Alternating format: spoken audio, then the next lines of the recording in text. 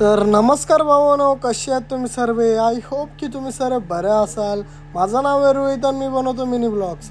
Mini घेतलेला आहे 365 डेचा challenge, ज्याच्या एंडिंगला मला माझ्या गेमिंग चॅनलसाठी एक प्ले स्टेशन घ्यायचं आहे.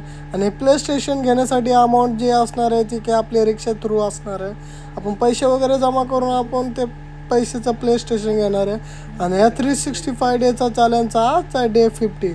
आपण रोजच्या सारखी आपली रिक्षा सुरुवात करून निघालो कोकणनगर व्यायामशाळेच्या इथे. आणि तिथं आल्यावर माहिती पडतं की रिक्षाची खूप लंबी लाईन होती. बट फायनली माझा नंबर येतो, पॅसेंजरला बसवतो रिक्षामध्ये आणि ड्रॉप करतो ईश्वरनगरला. दुपारपर्यंत इथं भाडं मारतो. दुपारच्या नंतर काही मीटर भाडे मारतो. एक भाडं लागतं मला रुनवर फॉरेस्टच्या इथे.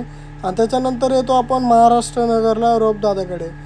तिकडे आल्याच्या नंतर आपण 26 रुपीज मीटर केलं होतं. तर एजंटचा स्टॅम्प पाहिजे होता, ते स्टॅम्पवाल्याला 150 रुपये देतो. आणि तिकडे एक भाडं लागतं मला मग जुडिओच्या इकडे नाऊ स्टेशनला. आणि तिकडनं दुसरं भाडं लागतं आपल्याला काय यार याचं नाव, ड्रीमच्या नंतर एक भाडं लागतं डिमांड, कांजूर डिमांडच्या इकडे.